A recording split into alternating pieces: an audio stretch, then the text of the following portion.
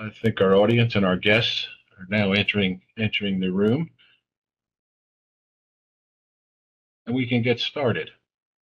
Good day, everyone. I'd like to thank you all for joining us for this first session of the RESEA Evidence Building Week. Next. But before we begin, I want to share a few tips to orient our audience members to the webinar.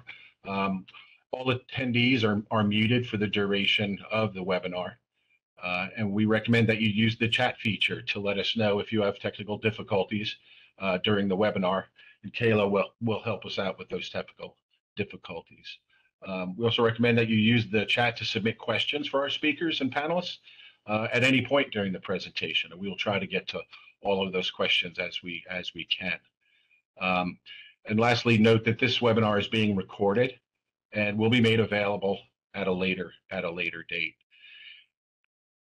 This session will be immediately followed at 2 p.m. Eastern Time by the second session entitled Always Learning Something New, How Building a Culture of Learning and Evaluation Leads to Program Improvement. Both sessions use the same webinar link that you're using now. We hope that you'll remain online and continue to join us. Next slide. On behalf of the Employment Training Administration's Office of Policy Development Research and the Office of Unemployment Insurance, as well as the Chief Evaluation Office, we'd like to welcome everyone to the RESEA Evidence Building Week. And we're very glad that you have joined us for this kickoff session, where we'll begin to explore the progress states have made in evaluating their RESEA programs. Next. Simple topics to cover. In this session, we'll provide an overview of the status of states' evaluations. We're going to hear from a few states, both nationally, and hear from 4 states about their RESEA evaluations. Next slide. I'm going to introduce our presenters. My name is Wayne Gordon. I'm the Division Director for Research and Evaluation in the Office of Policy Development Research for the Employment Training Administration. I'm joined by my colleague, Jim Garner, the Administrator for DOL's Office of Unemployment Insurance. And we're also joined by Elizabeth Copson from the RESEA Evaluation Technical Assistance Team. She is with Apt Associates, where she serves as the Project Director for the RESEA Evidence Building and Implementation Study. Next slide, please. And for our state panelists, I'd like to introduce, starting with Ellie Hartman, who is the Chief Evaluation Officer with the Wisconsin Department of Workforce Development's Workforce Data Integration System. In this role, she coordinates the DWD's WDIS Learning Agenda, Evaluation Plan, and Longitudinal Workforce Database. As part of this effort, Dr. Hartman provides data, evaluation, evidence-based decision-making consultation to a variety of the DWD programs and partners, including Wisconsin's RESEA program. Next up is Matt Owens, who's the RESEA Program Administrator for the state of Ohio. And Matt has been with the Ohio Department of Job and Family Services for over 22 years, serving in different roles within several workforce programs. And prior to this work, Matt served in the United States Navy.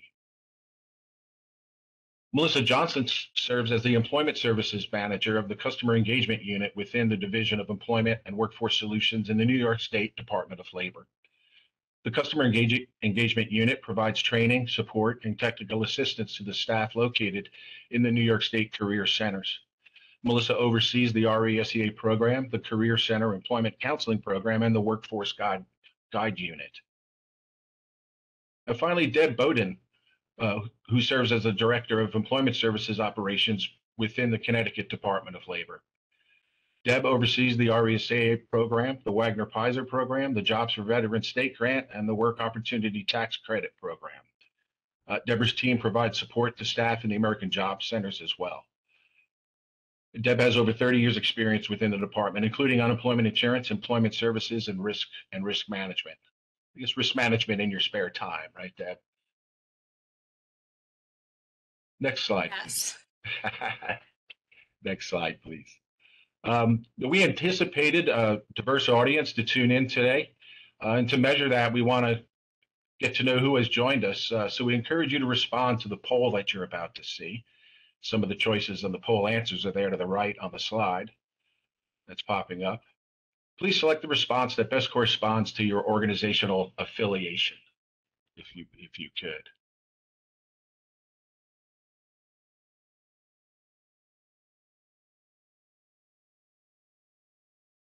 Wait a few minutes to get the results of the poll. Can't help ourselves but to do a survey when we can.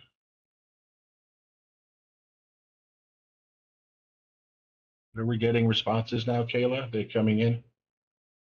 We are. Okay, good.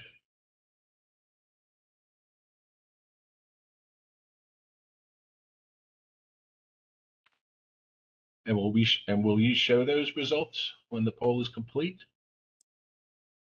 Yes, absolutely. Good.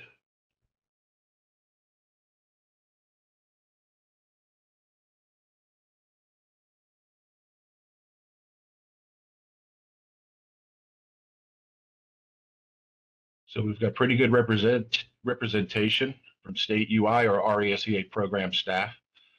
A few others from the Department of Labor, no surprise there. Evaluators, uh, quite an assortment of individuals. Certainly, a program such as RESEA would bring a lot of interest, and we're not surprised at that. That's it for me at this point. I'm going to turn the floor over and the microphone over to Jim Garner, who's going to cover a few items before we move to the state panelists. Jim?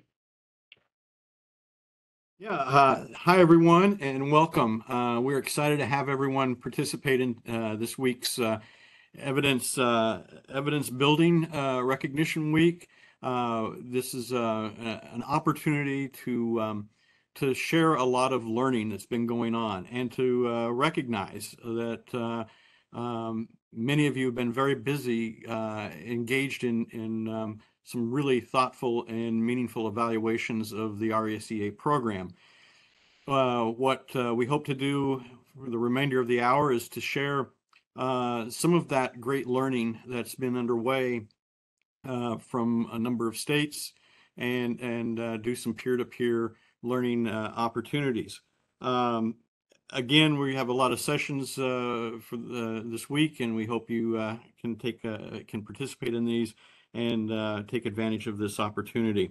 The other thing I wanted to say is in evidence building week, we are recognizing the work that's been done, but we also have to acknowledge that there is still a lot of work to continue as we build up this now permanent program, which is part of the Social Security Act and is really been seeing some significant investment from Congress to continue to build up and expand this program.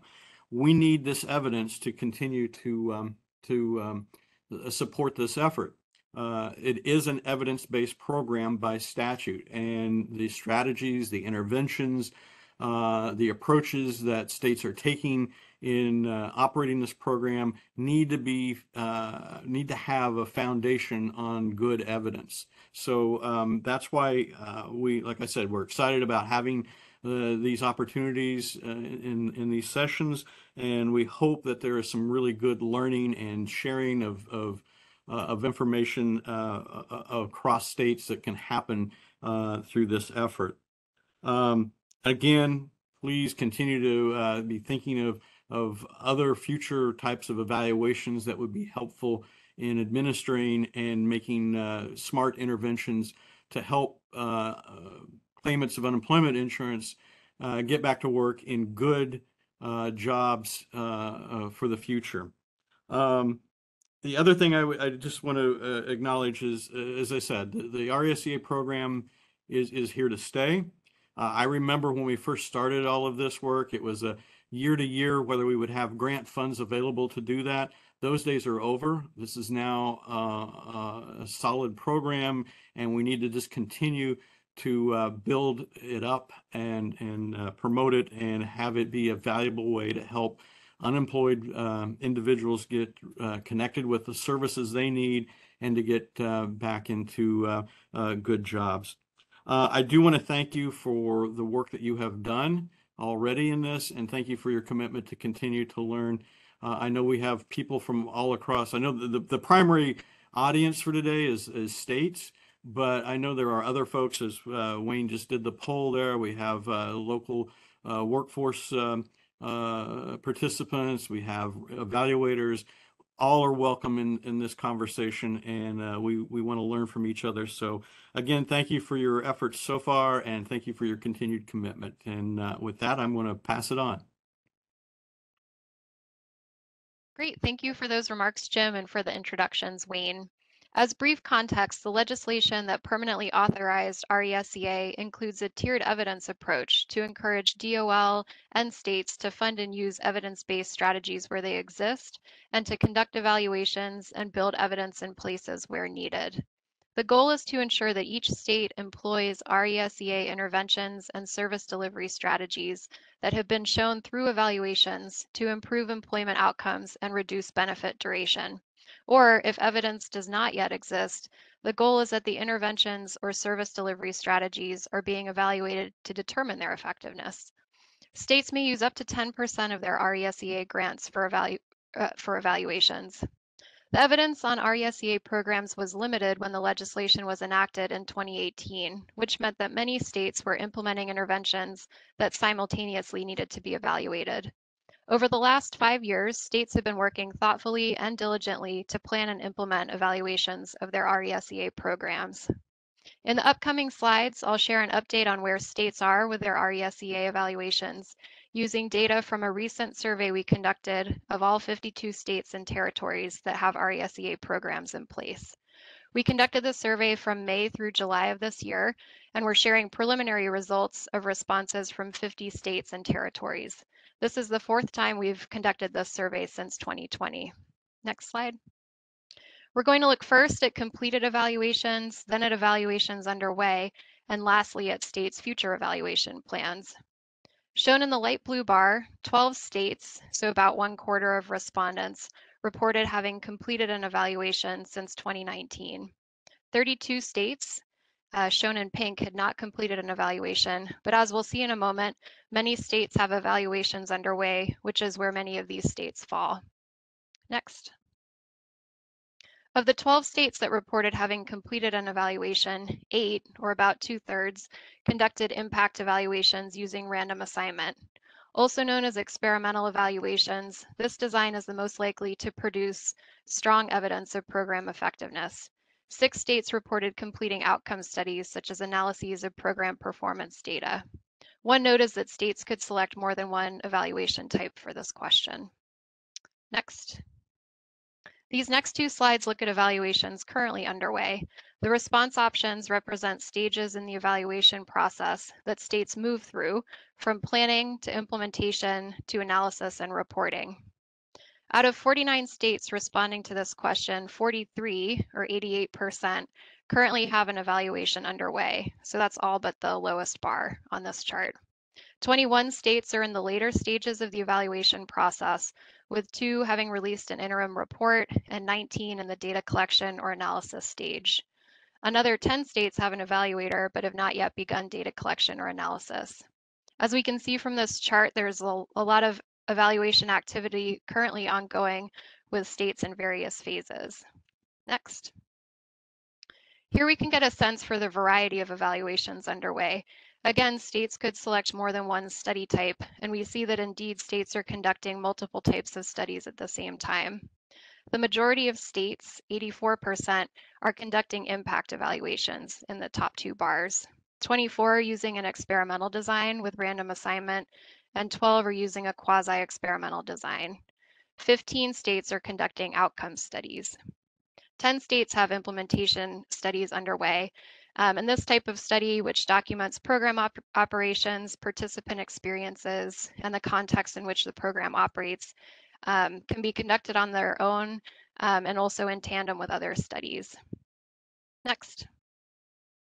As we'll hear throughout this week's sessions, evaluation is an ongoing effort to continuously learn about how RESEA programs are working and for whom. The state survey asked about states' additional plans for evaluation, after completing current or preceding evaluations. 22 states, the top 4 bars, have plans to conduct additional evaluations of their RESEA programs. Most common among this group is early evaluation planning, so 10 states shown in the top bar. But still, 9 states have an evaluator on board, and several have data collection or analysis underway. Not shown on the slide, 13 states reported plans to conduct random assignment evaluations, and 8 intend to do quasi-experimental evaluations. A fair number of states reported not having plans for additional evaluations right now or being unsure of their plans. So that's shown in the lower 3 bars. As we saw in the preceding slides, many states have evaluations already ongoing or recently completed. So it's not surprising that some states aren't entirely sure of their future plans while they wrap up or process the findings of their current or recently conducted evaluations. Next. Although states most commonly are planning to evaluate their RESEA program as a whole, the 24 shown in the dark red bar on the top, many states intend to evaluate different program components and service delivery strategies. The components fall into a few broader categories. Many states are interested in evaluating various reemployment services, shown at the bottom, and the number or mode of meetings, right above that. Also of interest are approaches to improve meeting attendance and to select claimants. We'll look at component evaluations further in session 3 tomorrow when we look at emerging evidence from RESEA evaluations. So we hope you'll join us for that. Next. Lastly, the state survey also asked how much RESEA offices use and analyze participant data they already collect to assess how the program is working. The blue bars here show results from the first wave of the survey conducted in 2020, and the pink bars show the 2023 results. Most striking here is that this year, 38% of states reported using participant data a lot to understand the program, compared to 19% 3 years ago. This amounts to 19 states today, compared to 8 states in 2020. Also this year, just 1 state reported not using participant data at all versus 5 states in 2020. This trend is important because it shows states are developing their capacity for evidence building by using the data available to them to learn about their programs, how they're working, and for whom. States can analyze their own data on their own for their own purposes without an evaluator or evaluation underway. We've just looked at quite a few charts of preliminary survey results. Taken together, we see that the majority of states have RESEA evaluations well underway, and some are even completed. Many states are conducting or plan to conduct impact evaluations, and some are doing implementation studies and other types of studies as well. States are engaging in ongoing efforts to evaluate, learn, and build evidence about RESEA and program components. Next. So with that information as context and backdrop, let's move now to our panel discussion, where we'll hear from 4 states about their RESEA evaluations. Start getting your questions ready, because following the moderated discussion, we'll have a Q&A session with our audience members. And as was mentioned before, you can type your questions into the chat and we'll address them live in a little bit. Next. So we have kind of an overview slide of each of the state evaluations, and I just want to start with Ellie from Wisconsin and ask if you can share a high-level overview of your state's RESEA evaluation. So a little bit about the evaluation design, what you're studying, kind of how you decided what to study. Thank you, Lizzie. Happy to. Yeah, so here in Wisconsin, the big thing was we've done an REA evaluation study in the past, and moving forward, we talked a lot about, okay, what do we want to learn in the future? And we both wanted to be able to comply with federal requirements, making sure we had sample size large enough to look at impacts, but also wanted to look at how we're providing RESEA services. Are there certain ways we're doing things that work better for those we serve? So we also wanted to look at our process, our implementation. And so to do that, we wrote up a statement of work that would allow for both those types of research questions. So looking at an impact analysis, looking at some exploratory analysis of some different factors that might have an influence over those impacts, looking at our process analysis. So how are we implementing services and how that impacts results. And then looking through our data files and working documents as well. So for the evaluation design, we did want a strong research evaluation design. So we, when we had our RFP, we let researchers pick either a random assignment or quasi-experimental. Researchers did go with a random assignment, and so folks are randomly assigned to one session of RESAA, or they're assigned to 2 sessions of RESEA or no RESEA, so that's our control group. So that allows us to look at impact, but then collecting a variety of data to answer a variety of research questions. So not only looking to see, does program participation with 1 or 2 sessions of RESEA lead to higher employment rates of earnings, but also looking at things like service participation. Does the follow-up session enhance those program impacts? Do program effects by region or participant characteristics, so looking at demographics, different parts of an individual's characteristics, looking at how they respond to the initial RESEA assessment. Is that associated with different outcomes? And then are services consistently implemented across our regions and across participants groups? And then looking at kind of added after the fact was in-person versus virtual sessions. And so looking at the differences between that, that's something that our participants can choose. So it's not a something we're randomly assigning, but something folks can choose. Do we see any differences there? Great. Oh no, keep going. And so where our research study is an 18-month random control trial, and we started it back on April 2022, and looking to finish it up here this fall. So we're super excited to see our results, and our evaluator is the Actus Policy Research. Great, thank you, Ellie. Let's move now to New York and Connecticut. So Melissa and Deb. Hello. So New York, we are very excited that we were able to partner with Connecticut, a larger state with a smaller state, and take a look at the way that we're doing things, and come together and do a joint impact study. So the benefit of this is combining states. We're allowed to have, we can combine our pools, have a larger sample size to review. We also, just to give you an overview of what our study looks like, we're looking at 3 different intervention strategies and doing a compare against a control group. So the one intervention strategy that we partnered with Connecticut on was to do an initial RESEA appointment and 1 comprehensive reemployment workshop, which we fondly call a boot camp. And then New York, in addition to that intervention strategy, also tested 2 additional intervention strategies against the control group. The first one being a case management model. So the initial RESEA appointment followed by subsequent appointments every 2 to 4 weeks until and unless reemployed. And then the third intervention strategy was an initial RESEA appointment and 1 subsequent appointment.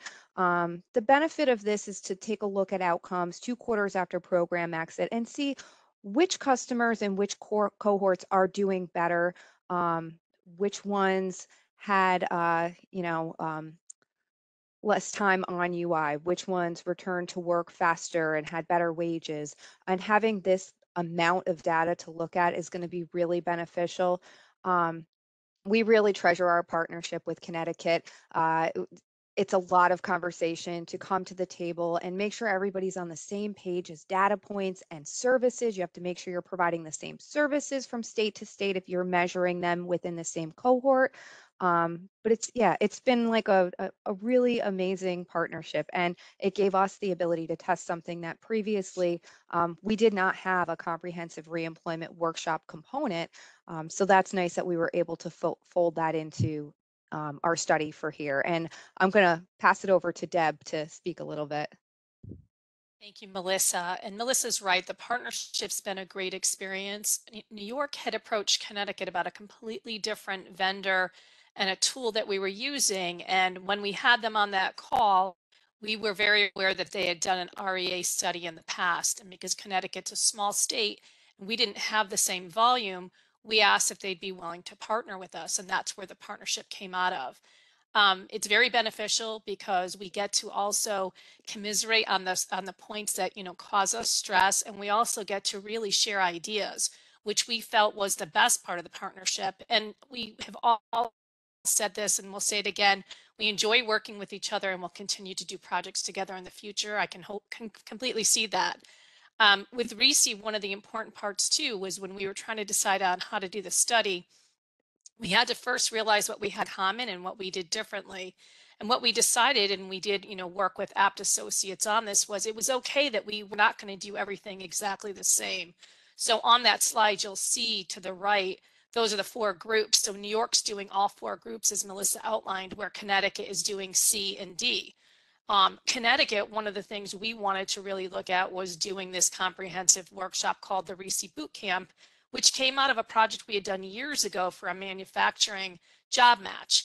And what we had found was that anecdotally, they really liked it, the customer, the clients, because it hits on a little bit of everything. You've got resume, interviewing, job search. We talk a little bit about LinkedIn and the digital age.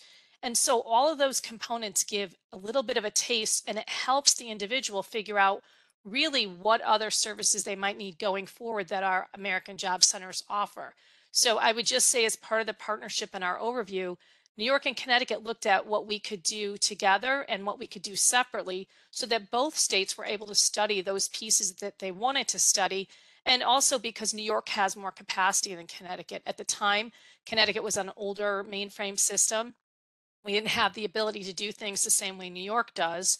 And you'll see where it talks about the evaluation schedule. That's actually Connecticut's date. So Connecticut, we started just a little bit before New York, and then we had to end sooner because we were going to our new reemploy CT modernized site. So we had to go offline on RECE. So then New York continued the study throughout the end of 2022. So I just wanted to make a point of saying that.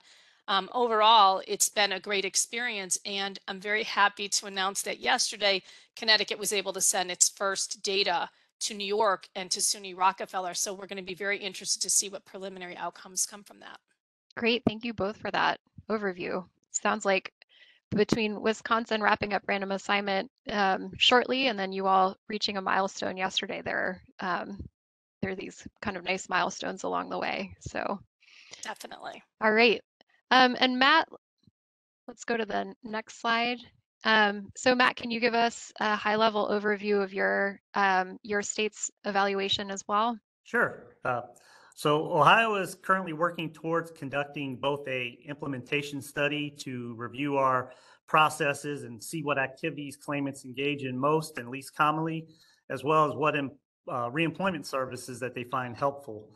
We're also going to be conducting an impact study to measure the impact of RESEA interventions in Ohio. Now, while using a randomization in our impact study, some claimants will receive RESEA interventions based on the delivery model as it is today. Some claimants will receive the current delivery model to include a new comprehensive job readiness workshop, and then some claimants will receive no RESEA services at all.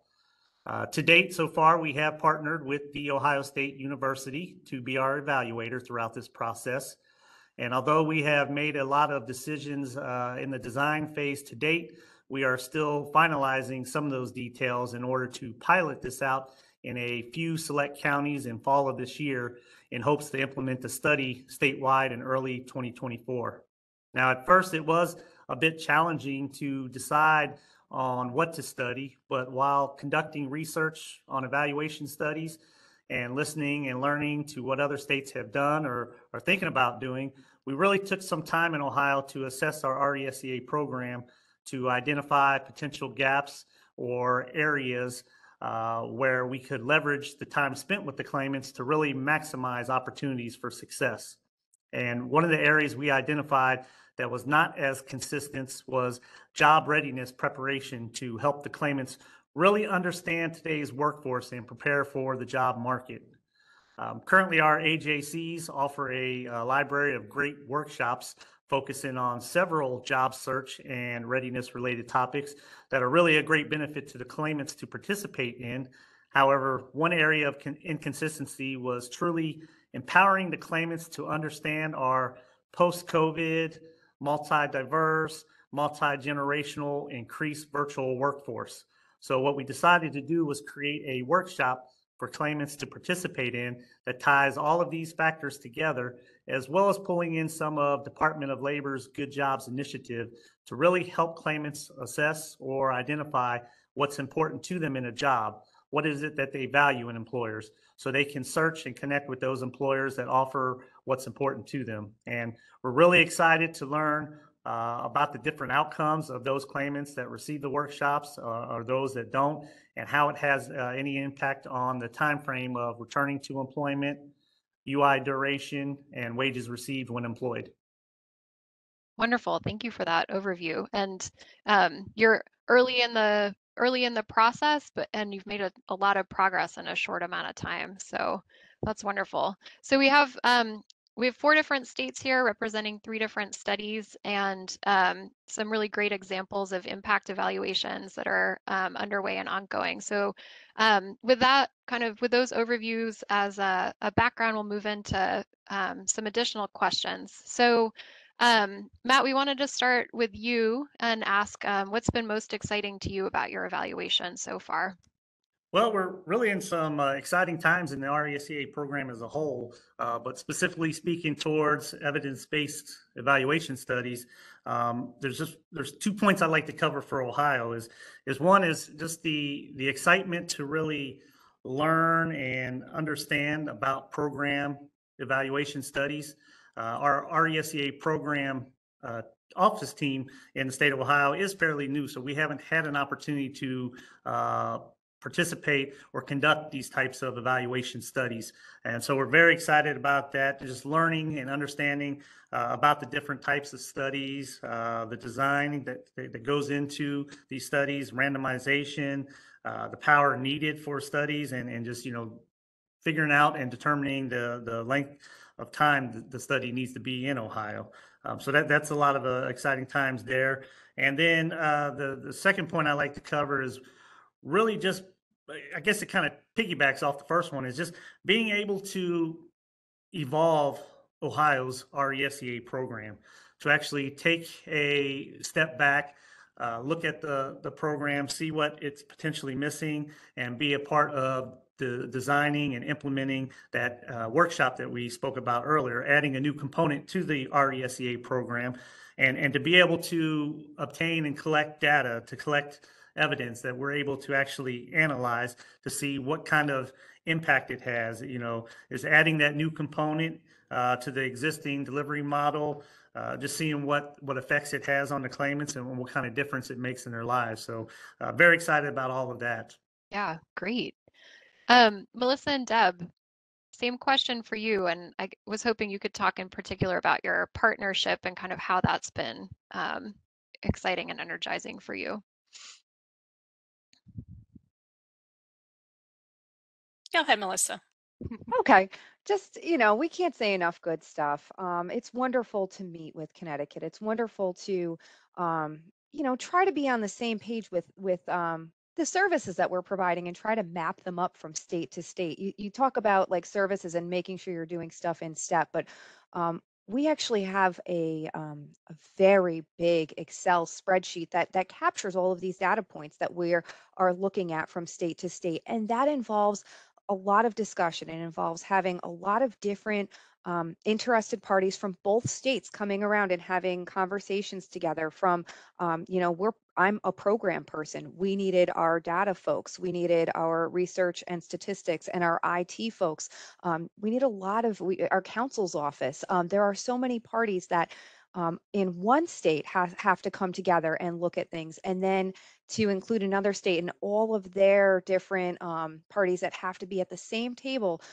It was a lot of meetings that were set up and a lot of ongoing discussions, and to have that partnership and just really have that ability to reach out to somebody else who's doing something similar, and making sure that you're on the same page. It's wonderful to have someone like Deb and her team, because we were able to be just open and honest about anything that was like maybe a struggle or something that, hey, you're doing it this way, we could be doing it a little bit better. So it really is.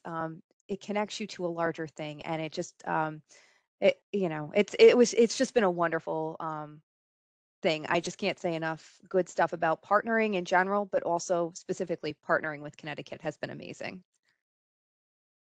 And I agree with Melissa. The biggest challenge for us is to get over how to say RISI or RISEA or RESEA. We all say it differently, but the partnership has been a great experience. And Melissa's right. It's like every state has to go through all of those steps and have all the right stakeholders. And doing a study is a lot of work, and we don't have that expertise on our own as program people.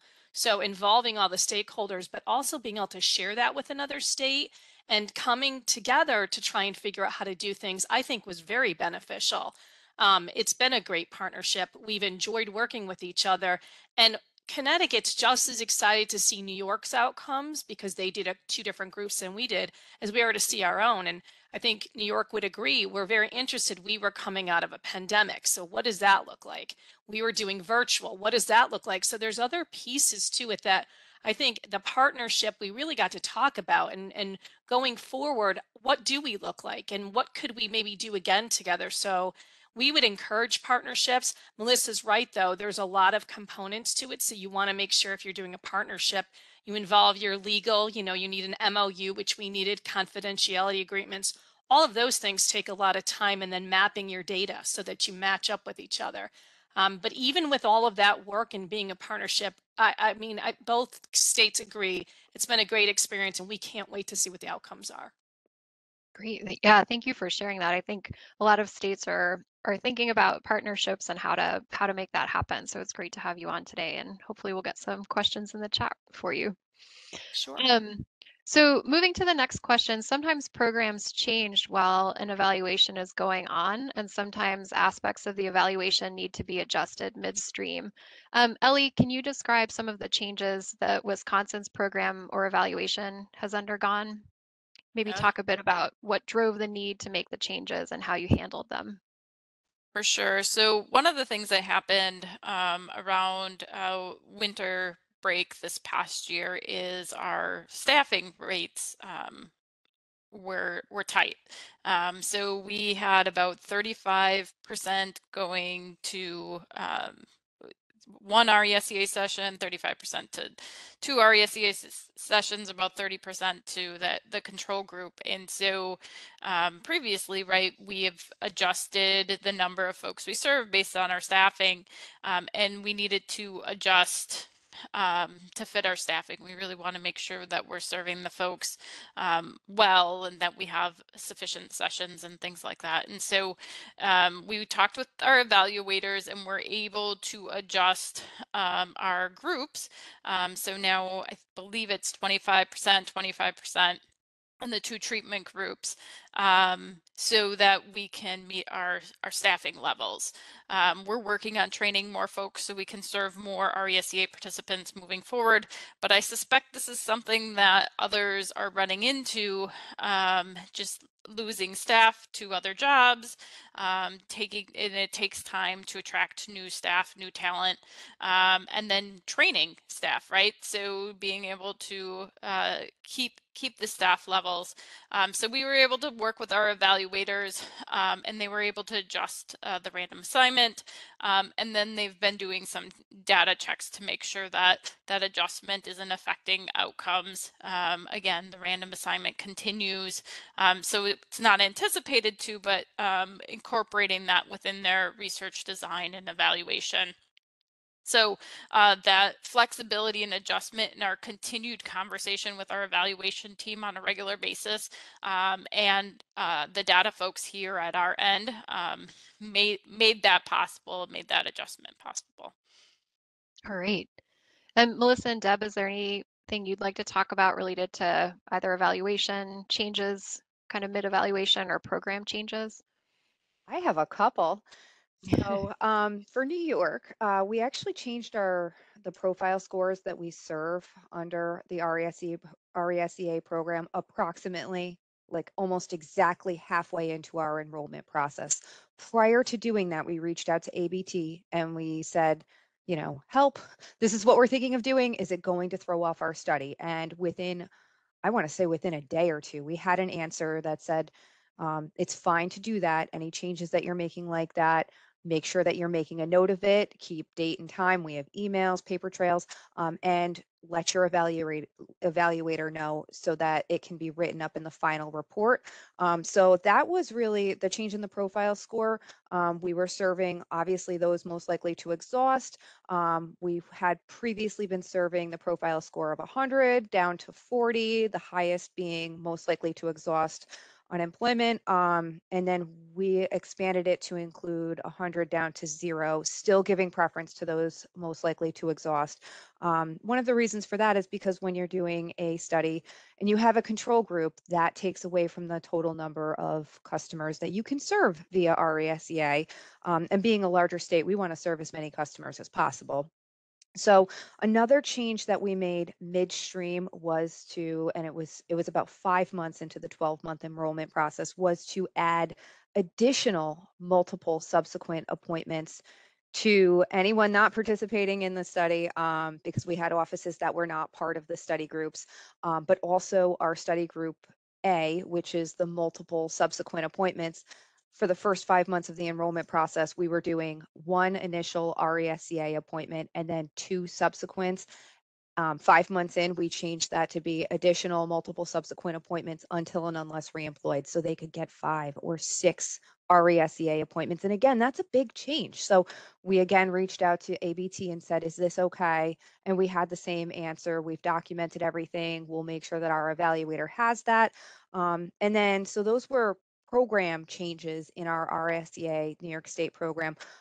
We also had something happen where we had an independent evaluator who actually worked for Department of Labor in our research and statistics office, and he retired. And we were planning to use him. So then at that point, we were scrambling just a little bit for a short period of time until we found our new evaluator at SUNY Rockefeller, who has a wonderful background in exactly these types of evaluations.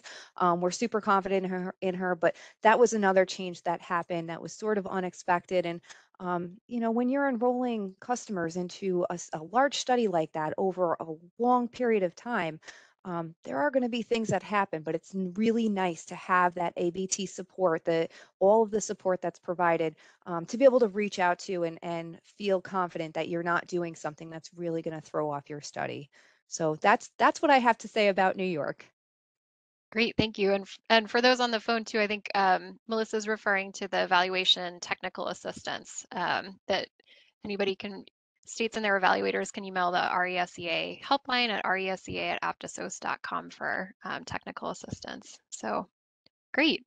Just want to be mindful of time, and we're starting to get some questions in the chat. I think I'm going to move us to our last question so that we can start moving to the questions coming in from our audience. So I want to ask this question of each of our panelists. What advice would you give other RESEA program offices as they embark on running an evaluation? So Matt, you want to start us off? Yes. I can't stress enough. I know Deb and Melissa kind of touched on it. Is the partnerships, building those partnerships, strengthening those partnerships, and building them on as early as possible within your just even the brainstorming. One of those partnerships I'd like to touch on is with finding the your evaluator, finding the right evaluator. We were blessed here in Ohio that we've been working with The Ohio State University on some previous program evaluation studies. So they have that proven experience in planning, designing, collecting, and analyzing data. They have that track record. So we were able to work with them to get them on board for our RESEA evaluation study.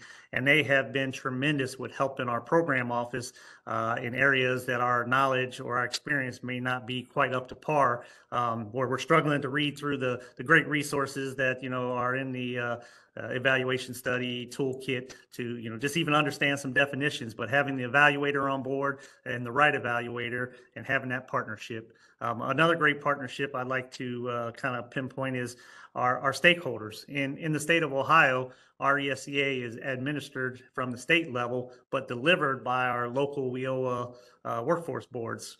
And so really getting them involved early on in the brainstorming, being transparent, letting them know what we're thinking, asking their thoughts. We have a monthly steering committee that has some of the board directors, some of the other local area leadership, and some of the delivery team on there. So like I said, just meeting with them regularly and sharing and getting their feedback, as well as we have a work group that's helped us design the content for the workshop that Ohio is going to be enhancing the RESEA program with. And in that workshop, we have the frontline delivery staff on that workshop, some of the delivery supervisors. And so just hearing what they're hearing, meeting with the claimants, seeing what they're seeing, what's missing with the RESEA program, and including it in this workshop to really make it helpful and impactful to the claimants in their job search. But just partnerships all across the board, in like I said, as early as just in the brainstorming, have your UI partners there, have your system support there, have your performance team there,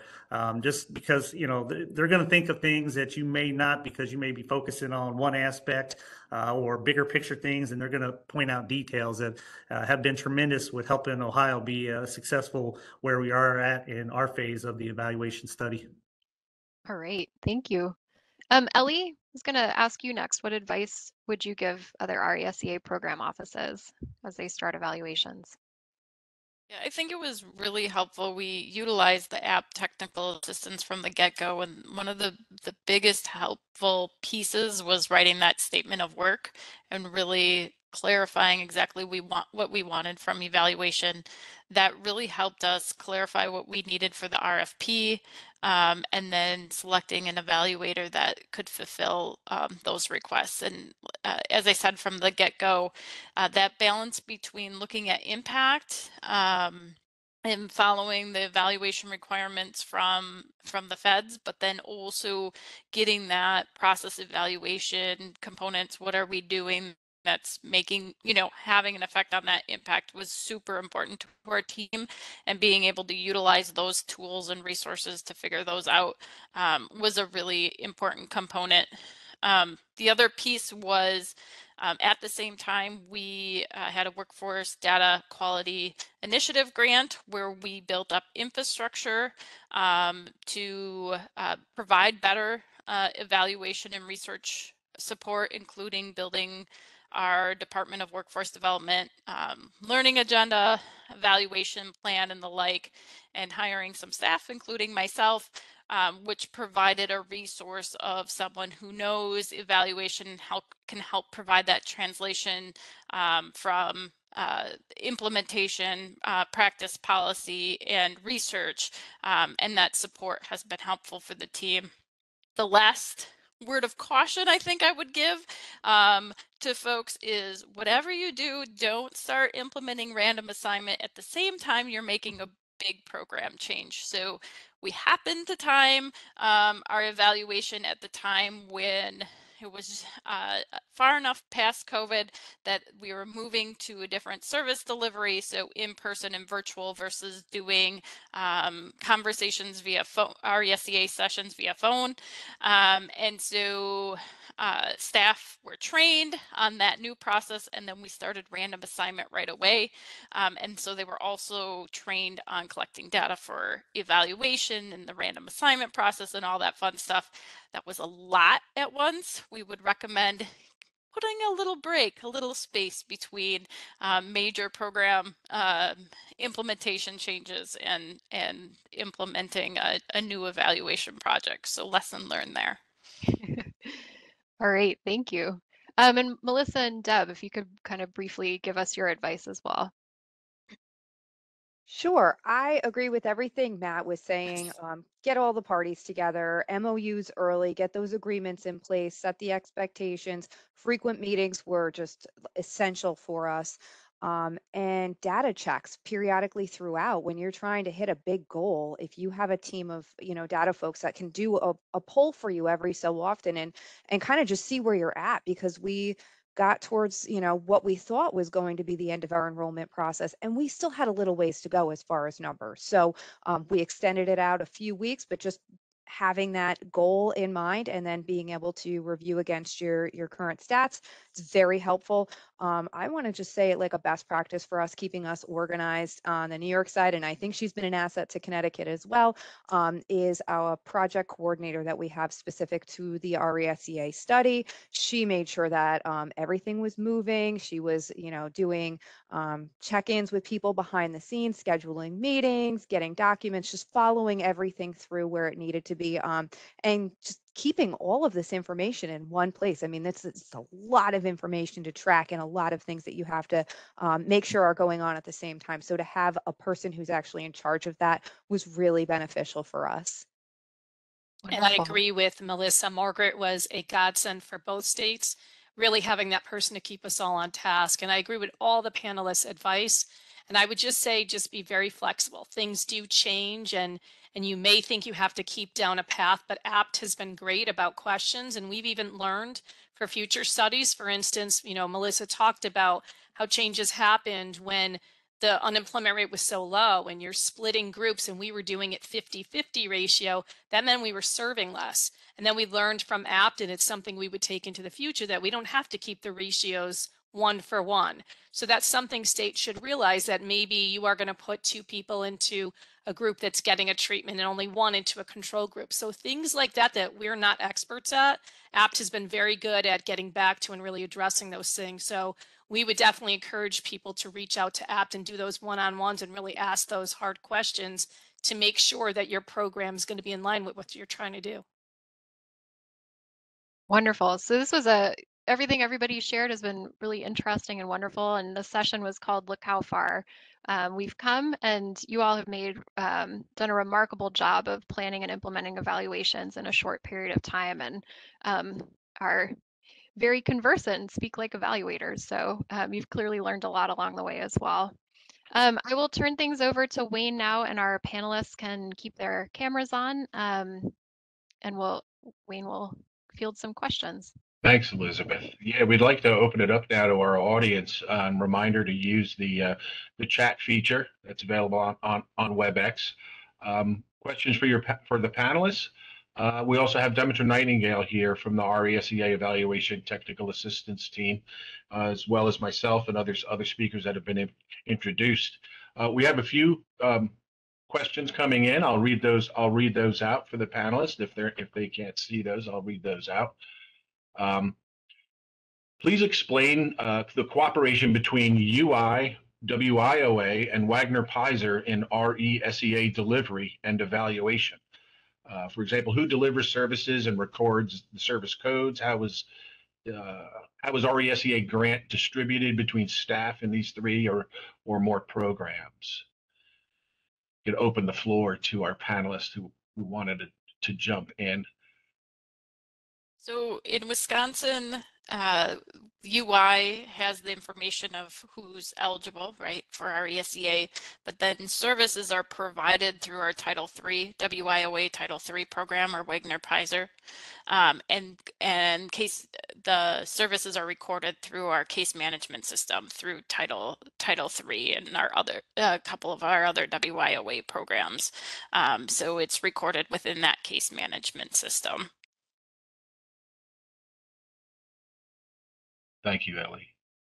Yep. Yeah, I'll share a little bit about Ohio because we're a little bit different. Like I said, the state administers the programs. So the grant comes through the state.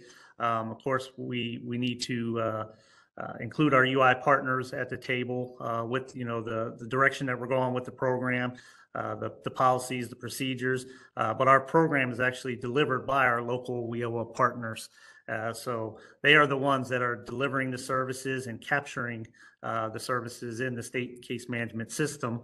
And then when at a certain touch point throughout the RESEA process, that's when our Wagner-Peiser partners are coming in and following up with the RESEA claimants. There may be some co-enrollment if it's appropriate throughout that process into WIOA as well. So we try to do a smooth, seamless turnover. But for the evaluation study, it's important that all of the partners, including UI partners, are all at the table because for instance, in Ohio, we're adding a new component, a workshop. So we want to make sure we are not duplicating efforts, duplicating services, and have everybody on the same page. So that way we're enhancing the program all around. Thank you, Matt. That was helpful.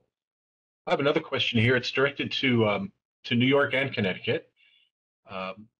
Were the changes made to increase the sample size of the study as it was getting to be lower than what was proposed in the study design or in the statement of work? Hi, this is New York.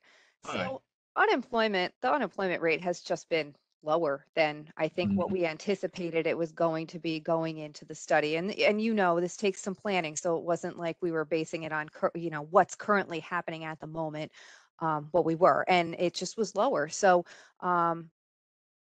that, as I was saying before, when you're doing these routine checkpoints with your data to make sure your enrollment is where it needs to be for where your end goal is, your end date, we needed to do something to increase the sample size. So yes, that is one of the things that we did, was to increase the profiling scores that are served. And that helped us to enroll additional participants in a shorter period of time. And for Connecticut, we were in a little bit different of a situation. The unemployment rate being so low, we were pulling in anyone in our pool, but then we also had to stop short because we were going to a new system. So New York was already aware that they may have to pull in more than our agreed upon number between the two states. Obviously, Connecticut would be bringing in much lower numbers than New York. So New York had to pick up our slack, if you will. And that's what we talk about, flexibility. We knew that was a possibility. I just think both states could have never predicted the unemployment rate would be so low that we'd have to dig further down into those pools, or in Connecticut, take the whole pool into factoring in to bring them in for services, which is why the ratios, I think, are really important for the future if we were to do a study to look at that, to make sure maybe we don't need to do a 1-for-1 and we could do different ratios to bring in more to serve. Thank you, Deborah.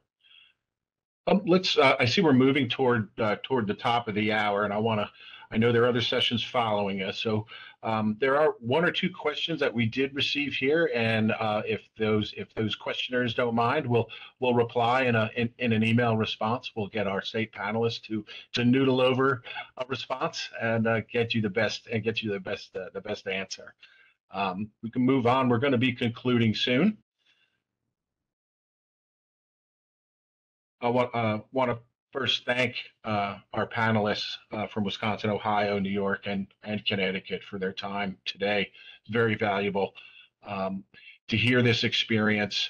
I myself have seen it many years ago. I was born and raised in unemployment insurance, and we did a lot of work, a lot of research efforts that contributed to the worker profiling and reemployment services system. And now to see the progression along through RESEA is encouraging. At least it assures me that I was on I was working with the right folks when I first started at the Department of Labor. So it's really great to hear this conversation.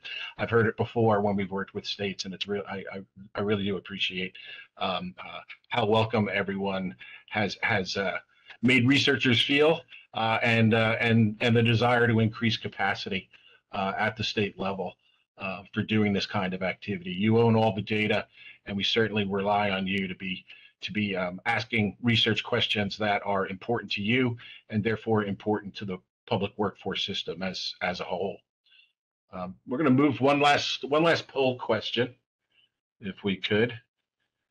And this is going to be done in like a cloud response. So if you use a one-word answer to reply to this question, that'll help with the image, the infographic we're going to produce with these survey results. And I'll read the question. How can US DOL or the Evaluation Technical Assistance Team support your state in building a stronger culture of learning and evidence? If you don't mind, please respond, hopefully with one-word answers.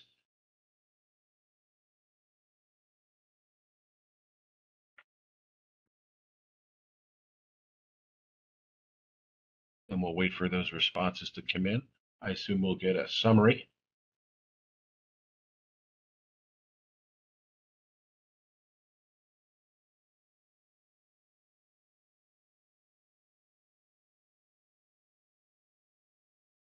Okay. We're seeing support, training, examples, case studies I'll throw in there, one-on-one transparency, webinars, chat room, educate, resources. These are all very helpful and all right on point. Collaboration, there it is. We talk about partnerships, we got to talk about collaboration. Well, that's excellent response. Well, thanks, everyone. We go to the next slide. I'll quickly dispense. DOL appreciates your attendance today and your continued commitment to building the evidence base on RESEA programs. We hope you'll stay with us right now for the next session on building a culture of learning and evaluation. And that's it. That session is about to begin. So following that session, the evaluation team is offering drop-in office hours for state RESEA staff and their evaluators. States received invitations to these office hours separately from the RESEA helpline. And if you'd like the meeting invitations, please contact RESEA at aptassociates, ABTASSOC.com, COM, if you'd like to be added to those invitations. I want to remind, next slide, please. I'd like to remind everyone of the many RESEA evaluation resources on Workforce GPS, including the RESEA Evaluation Toolkit, which provides an overview of the evaluation processes and includes information about other helpful resources. As always, you can also contact the RESEA Eval TA team to talk through the questions that you have and are specific to your state.